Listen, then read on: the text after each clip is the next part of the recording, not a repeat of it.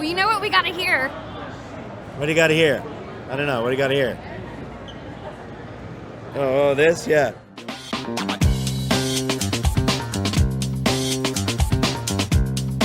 Hey, I'm Elise Baughman. I'm the voice of Pan on Dragon Ball Z, and today I am with Mr. Brian Drummond. Hey, everyone. So excited to be here. I'm so glad to have you on Anime Adventures, and of course, this is the show where I bring you interviews with anime voice actors, and today we are at Kamehacon 3. It's so exciting. I know, exciting. And you joined us from Canada. I did. I came from Canada. There was some restrictions that were finally loosened enough. Yes. I got nervous if you were going to be able to, because you were coming and then you weren't and then you were, so it's good to have you here. Yeah. Well, since we're at Kamehacon, the All Dragon Ball convention, of course, let's talk Dragon Ball, because you were the OG voice of Vegeta from the Ocean Dub. Yeah, so a long time ago. This is my 30th year as a professional actor. I didn't get my first animation gig in 1991, but I started acting professionally in 1991. And but I think I got Vegeta in about maybe end of 93 or into 94, and then started maybe later in 94 doing the first recordings for Dragon Ball Z. So that was a long time ago. And but it was a blast. My first anime ever. I didn't know what I was doing. I just knew he was this diminutive prince, egotistical villain of the series, and had a lot of attitude, so I tried to find a voice that sat where he would be and was angry but princely and could spit the word Kakarot and go, things like that. And it worked, and I had no idea about the screaming. None of it. When I auditioned, showed up, and a few episodes in, I'm like, excuse me, how long is this scream? It's like, longer. I just had no idea. So had I known, I don't know if I would have thought I could do it, but it all came together. But here after you that. are, yes. Oh my gosh.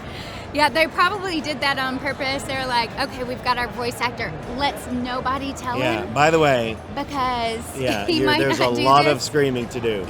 And early on, this is a story that's crazy. It was changed within our union in Vancouver, BC, and in Canada where I'm from, that Walla was considered to be free dialogue that you could do. We're paid by the line to do dubbing, but Walla they didn't consider to be a line of dialogue. And I was usually thought, well, that's not a big deal. Usually there's the odd grunt or something. Yeah. Dragon Ball Z is 80% not an actual line of dialogue, but screaming and grunting, and then we need a punch here and a fight and a kick.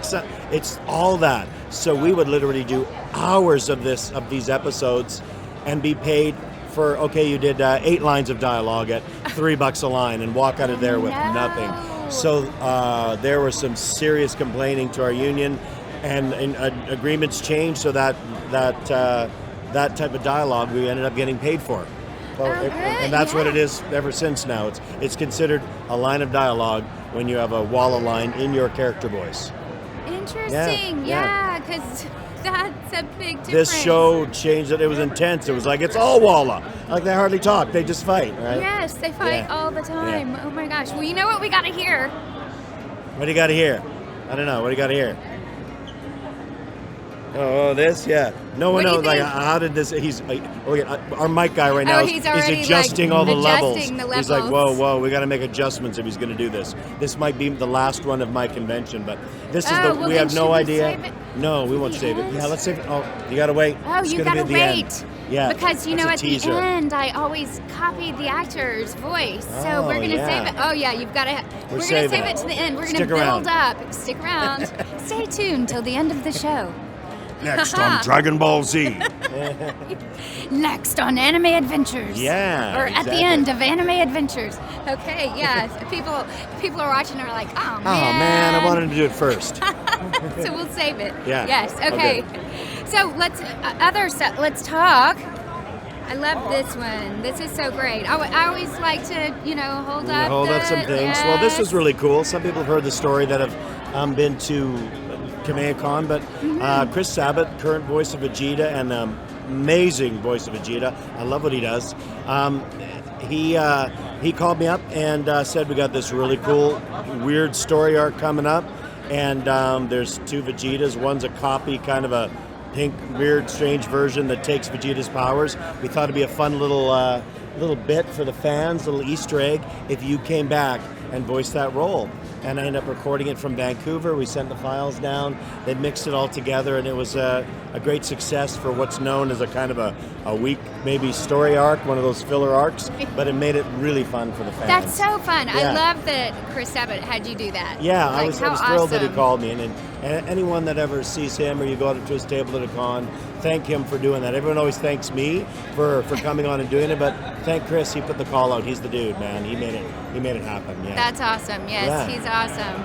Okay, we've covered Dragon Ball Z. Let's talk about what's Death other Note. stuff? Hey, this guy's pretty crazy dude. Everyone loves Ryuk, the Shinigami, god of death, who just was bored, dropped a little notebook to Earth, wanted to see what happened. And that's anyone who's kind of just getting into anime, this is a fabulous dub for sort of those beginners, because it's not really long like One Piece and Dragon Ball Z's that are just epically long adventures. It's one you can get into and binge in a couple of weekends maybe, but a really fun role to play as well. Well, and I love the story of how you kind of found the voice when you found this character. Yeah, I lucked out getting that role. I think I was sent auditions for Light's dad in the series and a couple of other roles, and I showed up to the audition session, and I saw pictures on the wall, which sometimes they don't send you in advance because of NDAs, but they put the pictures up at the studio when you get there.